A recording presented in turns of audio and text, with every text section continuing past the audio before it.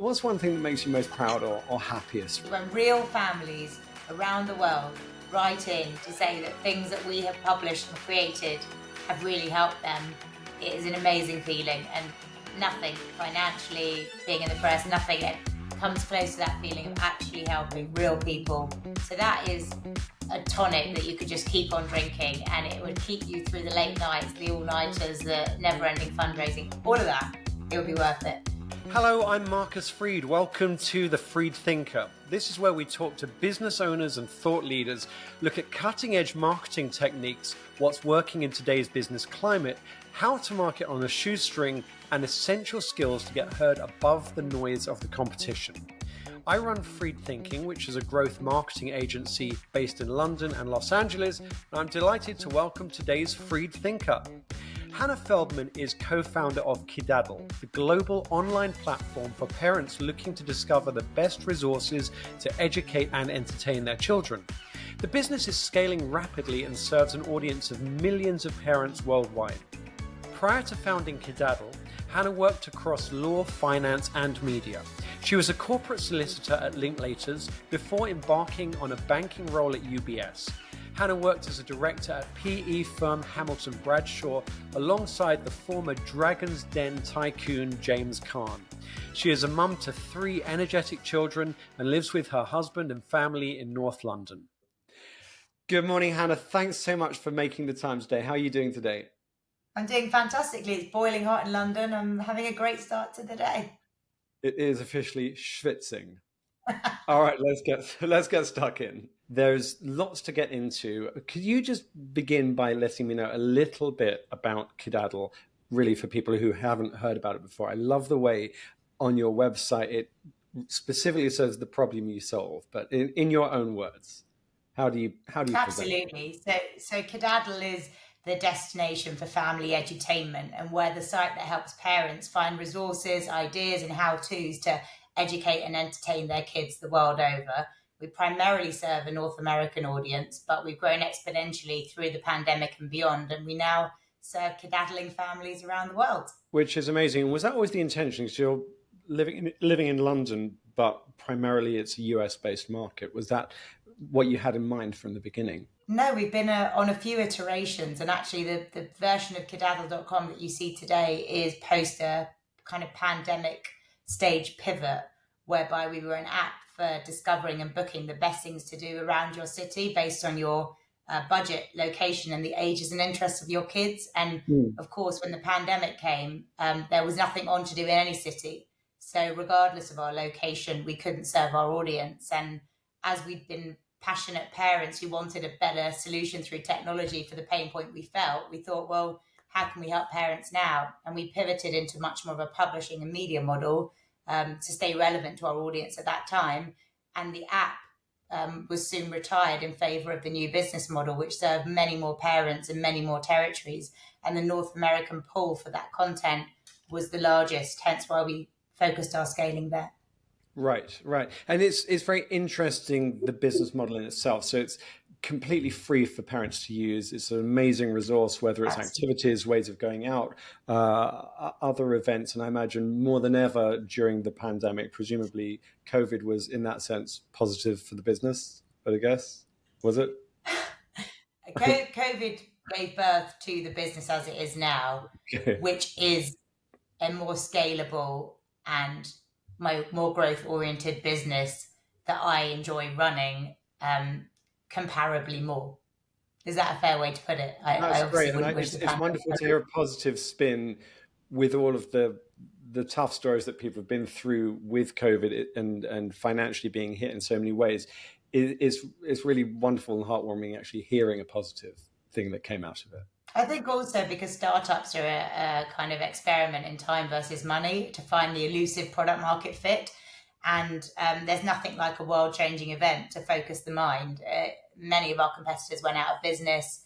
Many other businesses I know in other sectors, unfortunately, hit the wall during that time. So it wasn't a case of a nice-to-have metric that in 3 years could lead to a growth outcome. It was about, can you stay afloat? Can you stay relevant? Can you do it now? And if you can't, the market will bid you farewell. So it was very, very focusing for us. And thankfully, the bet turned out the right one, but everyone was just trying to do what they could do at that time, I think. Absolutely. And how big is it now in terms of partners and marketing team and sort of people on the ground in terms of the Kidadl family? As much as So we have a core employed team, which is very always kept succinct and tight, because we expand and contract depending on the need for our content production levels. We average kind of 3 to 4 thousand pieces of content a month historically, which is a huge deliverable. But the demand from our market has been such that we've had over 500-600 content producers around the world on our books from any stage of the content production process, which is probably 6 to 8 stages, depending on the content being produced. And therefore, we find world-class expertise in different locations to fulfill those stages, but they work within our process and using our content management system, our CMS. And partners, we've partnered with everyone from the likes of the big brands like Disney through kids clothing providers, kids activity providers, you name it. We partner with everybody who wants to serve the family audience, and the demand keeps skyrocketing from those partners to do more content pieces or promotions or co-authored events, for example, together. So we're really scaling up our partnership offering this autumn and beyond, and actually onboarding team members who can help with that demand, because currently, in answer to your question, a huge amount of what we've done has been through a very skeleton core team, and we're very, very stretched as a result. And a lot of our marketing has been organic. In fact, we haven't done paid marketing since we were an app. Well, that's amazing. And so I'd love to get into that a bit more deeply. The content, firstly, it's a prolific amount of content that you're putting out, which I imagine itself is a costly process to get the right quality of good high-level content. What did you use at the beginning? What marketing techniques were you using at the beginning to grow before it pivoted into such a high scale of content? So the early days of the website, I honestly believe that the demand from parents of the world to find resources to educate and entertain their kids during the pandemic meant that online search was ablaze with people requiring this information. And because businesses had commonly in the past been kind of your newspaper column with things to do this weekend, or an app like Kidadl used to be, for booking stuff, there probably was a dearth of good, factually correct, useful content around the pain point we were solving. So we quickly climbed the ranks because we answered the questions that parents had. And when we started to realize that by answering the questions in the correct way, with a real focus on quality and a real focus on rigorous editorial process, could scale the business, we went hell for leather doing more and more and more of that, and building a larger workflow, team, resources, budget to deliver that. So effectively, it was find what was working and then continue doing a lot more of it to really scale it up. So the 4,000 plus pieces of content a month didn't come as should we give this a try? Here we go. It came because we saw from 50 pieces a month or 70 pieces a month what sort of traction we were getting. And we realized that we were providing something that people genuinely needed. And therefore, the more we did, the more the flywheel kept turning. So there wasn't a change, ironically, in the strategy between the beginning and now. It was just a case of identifying the real core questions that were being asked, but also the trends, forecasting the topics. We built like a proprietary algorithm to really understand where search is in our market and where parents are looking and what they need. And we try to preempt that. So when we're looking at it as parents, as tech people, and as entrepreneurs, and we're building a roadmap that melds those three areas really to focus on the content we create. But the growth is through the content, not through paying to showcase the content. And it's through creating content that is based on a predictive model. So you're continually trying to spot the trends and see where people are going. It is an art, not a science. I've learned the hard way. So as much as you want it to be kind of put it in a box, tick, tick, tick, human nature is not like that. Readers aren't like that. Audiences aren't like that. So you have to make sure you have a team that's nimble enough to understand what, we have a whole team that just updates content. They're not just updating for the year and the date. They're updating for change of public sensibility, certain people fall out of favor, and you have to be very careful what you promote to a family audience, making sure that everything, the factual, accuracy of our content is absolutely critical. So they go back over and recheck facts. So the nuances around what good content is unfortunately not a tick box exercise, but we have a structured brief for each piece, whether it's visual, whether it's video, whether it's written, that we produce. And that structured brief enables the people working on it to understand the requirements, but then they have their own human flair and expertise that overlays it to make it unique. And then we update it to keep making it better. Yes, yes. It's interesting as well, the way that you're solving the problem for parents who are, whether it's looking for educational resources or something to do or activities at home or places to go, how you're able to craft it around that. I think, I don't have kids yet, but thinking back to, say, when my sister's boys were young, a rainy Sunday, it's going to inevitably, there's a limit to what you can do. But in London, are you going to go to the cinema, or are you going to go to soft play or whatever it happens to be? And then where are you going to look up? You're going to go to Mumsnet, or I don't know how many resources are. There's, I've spent limited time within that world. But it seems like a very powerful response. What sort of, do you have, how much hands-on user research or user content or end contact do you tend to have with parents who are benefiting from Kidadl? Something struck me in what you said before about kind of the content we do. My belief, just to quickly go into that, is that there's a transformational power in doing stuff and being exposed to things you haven't done before. And even if on that rainy Sunday afternoon you show your kid how to do origami, it can absolutely open a door to a whole new path of creativity and a whole new part of their brain firing up. But you never know until you try. So the whole point of Kidadl is you don't have to try everything all the time, but there's a whole movable feast here of different ideas and different parts of inspiration, depending on what your kids need and when, and what interests they're naturally becoming open to. So just putting that to one side. Yeah, which is in terms of which is the way we all learn. We can't imagine. How do you imagine what origami is going to be until someone shows it to you, and then you say, "I like it," "I don't." But exposing children as they're growing and learning to all of these different things is what makes us the people we are. And in the world of AI, which maybe we'll go on to, but our softer skills and skills in terms of mechanical skills, and we all of our content is tied to Gardner's theory of intelligences, because there's not just one intelligence that a child develops. Children and adults have multiple intelligences, and we tag our content to the intelligence it helps your child develop. So basically, is that we have multiple intelligences. We don't just have academic intelligence, right? And we need to make sure that a child is, especially the fact that we're not all the most academic, right? But the world post AI isn't going to reward always the most academic. It's all about having different transferable skills and ways of learning. And therefore, different things expose you to different perspectives and actually can fire up your brain for skills you never even knew you were going to have. And that all starts in childhood. So that was just an aside in terms of going on to that. Please just remind me of your last question, because I went on a tangent, but I just wanted to add that in so you understand why we believe in that so strongly. I like the tangent. So the way I was going with the question was actually your contact with the end users, with the parents who are benefiting or the children are benefiting from Kidadl. But whilst we're on the AI, the marketing using that and using the interactions, I've experienced a bit of a crazy year. Part of my marketing client work has included copywriting, and lost a $10,000 contract with a tech client in the States where I was writing a long series of articles.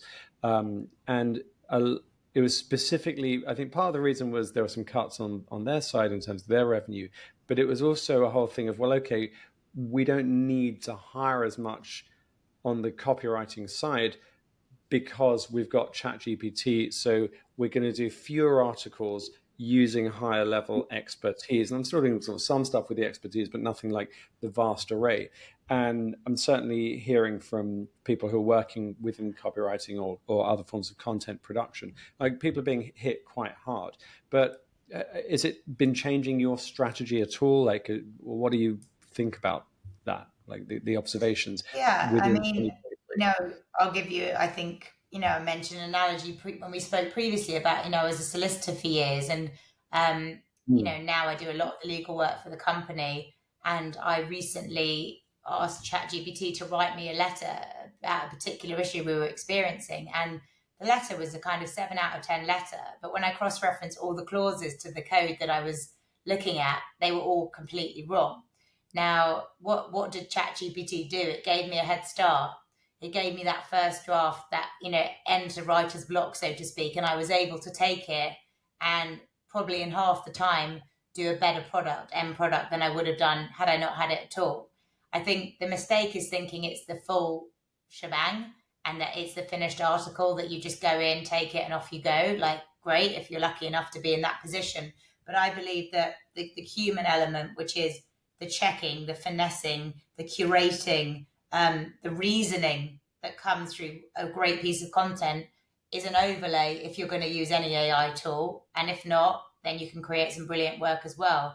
But it's, to me, kind of, it's like a protein shake for, I don't know, a runner. It's something that starts getting you there, but it by no means wipes the slate clean for those who are doing work in that environment. It just pushes them, I think, to be better, but to change perhaps some of their ways of working. It's definitely not the status quo continuing, I'd say, from that.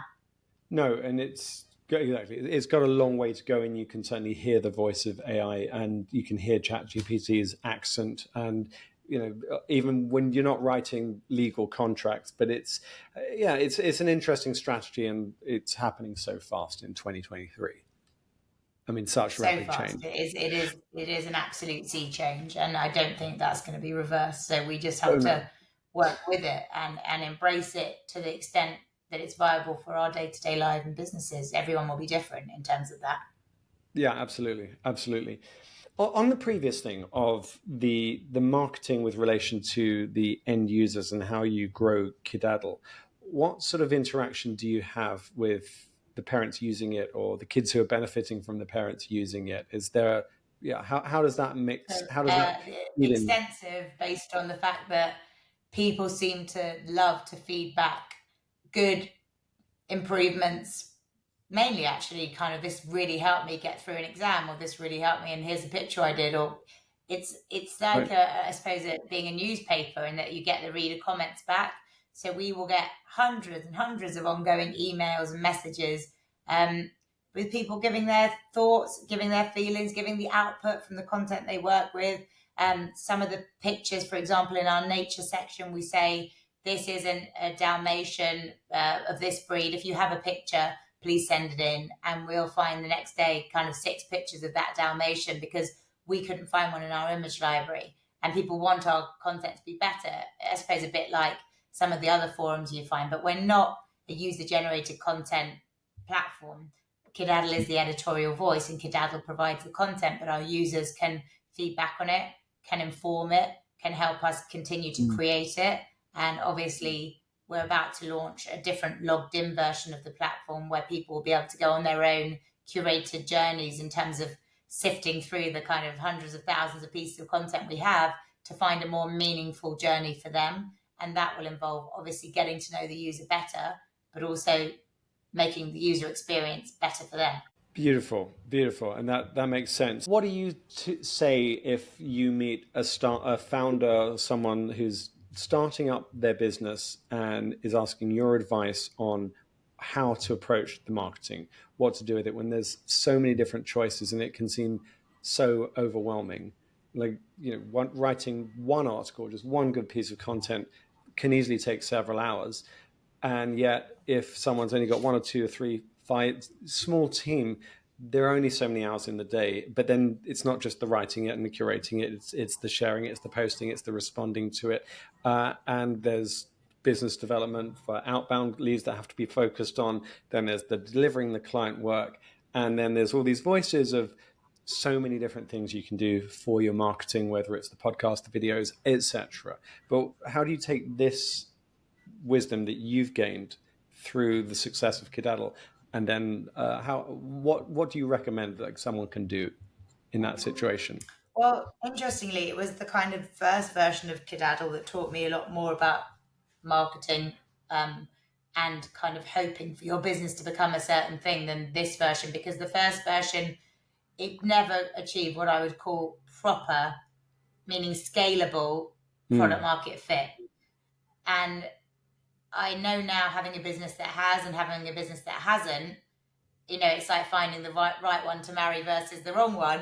Until you find the right one, you never knew what the wrong one felt like, right? So I knew that I had a business that was growing. It wasn't growing as fast as we would like, but it was growing. The issue was the revenue model wasn't as scalable and lucrative as I would like to see it, because of the nature of that market.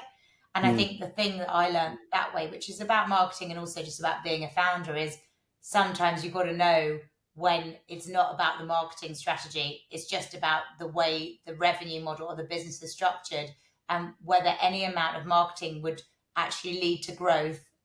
At that point, I would say was probably questionable in our case before the pivot.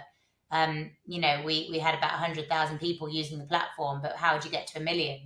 You have to make it scalable, especially if you're selling tickets and you need commission coming through. So I think it's also about gut feeling and being open and honest with yourself about what's working and what's not. If you're right at the beginning, it's about experimentation. If you go to an investor for a Series A round and you've shown incredible growth through Facebook ads, but there's a 20% increase every quarter in the price of Facebook ads, you are going to get turned away from that room, because you're not going to have metrics that underlie that they can put £1 million or £10 million in and pour fuel on the fire, which is what every investor wants to see. And we can all kid ourselves as much as we like about they have to like us and it has to be wonderful and we have to solve a problem and no one else has.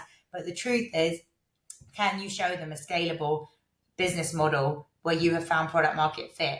Your marketing should be able to show you've enhanced product market fit through X spend and Y spend, if you spend it at all, which we haven't with this model, but the previous one we had spent and we did see growth.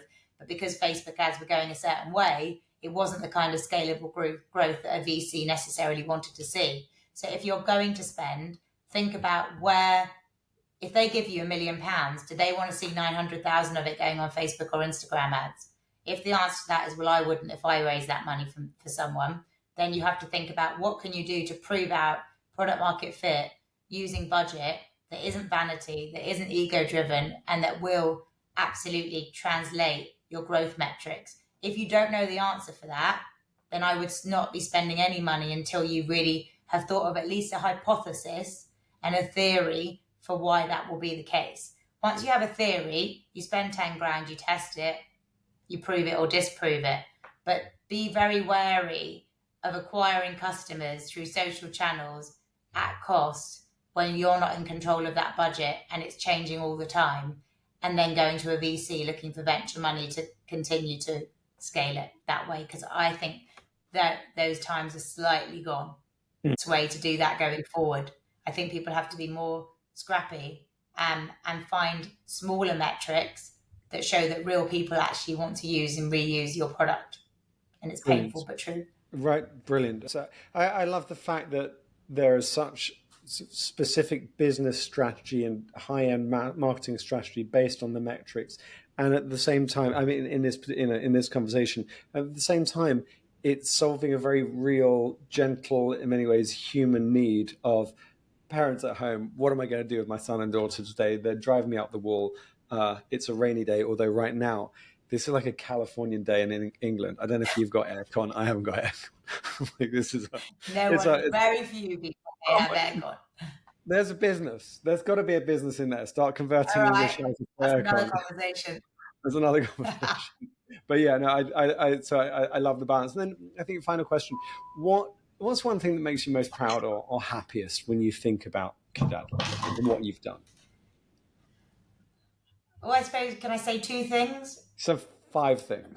One thing is like going back to the point earlier, when real families around the world write in to say that things that we have published and created have really helped them, it is an amazing feeling. And nothing financially, being in the press, nothing comes close to that feeling of actually helping real people solve real problems in their real life, especially when they're parents like me. And I know how hard some of this journey can be. So that is a tonic that you could just keep on drinking, and it would keep you through the late nights, the all-nighters, the never-ending fundraising, all of that, it would be worth it. And the second thing is knowing after 18 years in the corporate world that you can quit your job and think you kind of could do it, but then you can do it. I think there's so much naysaying to keep people in the 9 to 5, and there's so much kind of financial ease by staying in the position you're in after X many years of working, and to fight the fear and do it anyway, and to find it a really liberating and dynamic and life-affirming experience, personally has been the other amazing thing for me. Brilliant. I love it. Well, Hannah, thank you so much. Thank you for the inspiration, and wish you ongoing success, and I appreciate your time today. Thank you so much for having me. It's been great. Thank you for watching or listening in. Please make sure you follow our YouTube, Facebook, Instagram, and LinkedIn.